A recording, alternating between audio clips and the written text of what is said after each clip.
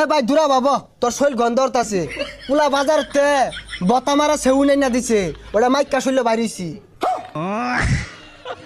আরে মূর্খ, ওরে সেউন না স্যান্ড হইব। হারামজাদা কি হচ্ছে বাড়ি বিড়া ব্যাগ দিয়ে আসছে খেললা।